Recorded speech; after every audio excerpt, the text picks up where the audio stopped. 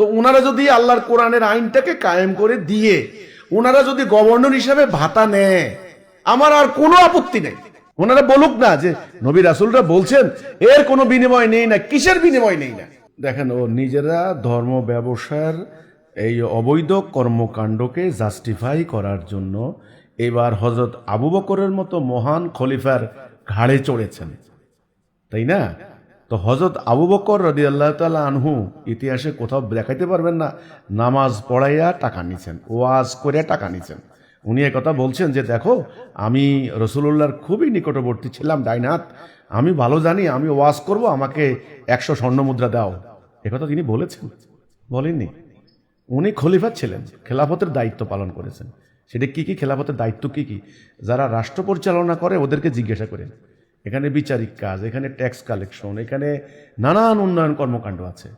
সেই ব্যাপারে আল্লাহই কোরআনে ধারা উপধারা দিয়েছেন। যেমন সাদাকাতের 8টি খাত, সাদাকাতের 8টি খাতের মধ্যে এ ধরনের একটা খাত আছে, যারা আল্লাহর রাস্তায় সংগ্রাম করে তাদের পিছনে ব্যয় করতে হবে। শুধু তাই নয়, অন্য ধর্মের লোকদেরকেও দিনের দিকে আকৃষ্ট করার জন্য প্রয়োজনে সেখানে ব্যয় করতে পারে। 8টি খাতের মধ্যে একটা খাত আছে।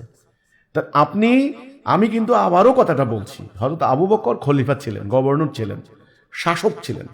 একজন শাসক দেশের জনগণের রাষ্ট্রীয় কার্যক্রম পরিচালনা করতে গিয়ে অন্যান্য নাগরিকের কর্মকর্তা কর্মচারীর মতো যে ভাতা পায়, ওনারা সে ভাতা নিয়েছেন।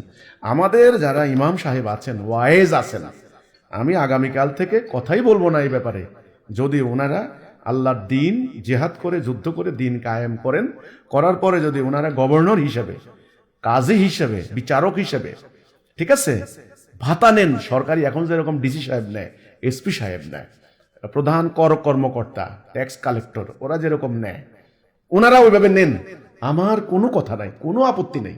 আমি কোরআনের আইনের আন্ডারে বাস করব। আমি এটা চাই, তো এটা ব্যাপারটা বুঝতে হবে। আমার তো হিজবুত তওহীদে আন্দোলন করার দরকার নাই তো ভাই। এটা কি আমার ব্যবসার মাধ্যম নাকি? আমি কি এখানে ইয়ে করছি নাকি, ওই যে খানকা বসাইছি নাকি, যে পীর হইছি আমার সবাই মুরিদেরা টাকা দিব, টাকা পয়সা আমি আমার ছেলের জন্য রাখে যাবো শাহজাদা? No no no no no no. আমি চাইতেছি আল্লাহর কোরআনের আন্ডারে বাস করতে, আল্লাহর হুকুম মান্য করতে।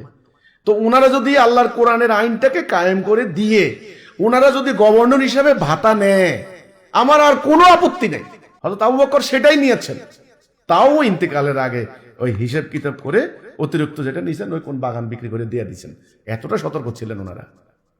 সেই আবু বকর ওই জেহাদের মাঠে ওই যাওয়ার আগে সমস্ত কিছু 100% জানমাল দিয়ে দিচ্ছেন, একেবারে ঝাড়ু শুদ্ধ দিয়ে দিচ্ছেন। ওইটা করেন না কেন? না, আপনারা এখন ওয়াজ মাহফিল করে এই যে বান্ডেলে বান্ডেলে টাকা নেন, তাহলে কোরআনের ওই আয়াতের মিনিং কি হবে যে আল্লাহ যা নাজেল করেছেন গোপন করে এবং বিনিময়ে তুচ্ছ মূল্য গ্রহণ করে? তাহলে এটা কোনটা কি বিনিময় কি? মানে নবী রাসূলরা যেটা বলেছেন আমরা এর কোনো বিনিময় নেই না। কিসের বিনিময় নেই না? কোনটা? ওনারা বলুক কোনটা সেটা। ওনারা বলুক না যে নবী রাসূলরা বলছেন এর কোনো বিনিময় নেই না। কিসের বিনিময় নেই না? এবার আসেন আমাদের এই বই পুস্তক বিক্রি করা, বই পুস্তক বিক্রি করে যদি আমরা সংসার চালাইতাম তাইলে আপনি এটা বলতে পারতেন। আমরা প্রিন্ট খরচ নিই, উনিও প্রিন্ট খরচ নেন, প্রিন্ট খরচ নিই, কোরআন শরীফ আপনি ছাপান, কোরআন শরীফ ছাপাইয়া আপনি লক্ষ লক্ষ দেন, আমার এতে কোনো আপত্তি নেই। আপনার কাগজ খরচ, কালি খরচ আপনি নেন, আরো দেন। কিন্তু এই তাওহীদের এই বাণী, হেদায়েতের এই বাণী আপনি শিখছেন, আরেকজনকে হেদায়েত দিবেন, এর বিনিময়ে টাকা নিতে পারবেন না। আসল সাবজেক্টটাকে আড়াল করছেন কেন? আসল সাবজেক্টটাকে আড়াল করতে যাইয়া এবার আপনি বই বেচেন, এটা কি ধর্ম ব্যবসা হয় না? এটা কি? আরে ভাই, বই বিক্রি করে কি আমরা কি বইয়ের যেই তথ্য এটা বিক্রি করে আমরা কি সংসার চালাই নাকি? কাগজের দাম, কলমের দাম তাও তো দিচ্ছেন না, তাও তো আমরা পাচ্ছি না। প্রতি মাসে মাসে আমাদের লক্ষ লক্ষ টাকা ভর্তুকি যাচ্ছে। তো সুতরাং এই মানে আসল সাবজেক্টটাকে আড়াল করবেন না। আসল সাবজেক্টটাকে আড়াল করতে গিয়ে মানে অহেতুক অনেক কিছু বিষয় সামনে এনে মূল বিষয়টাকে আড়াল করার অপচেষ্টা মাত্র আমি মনে করি।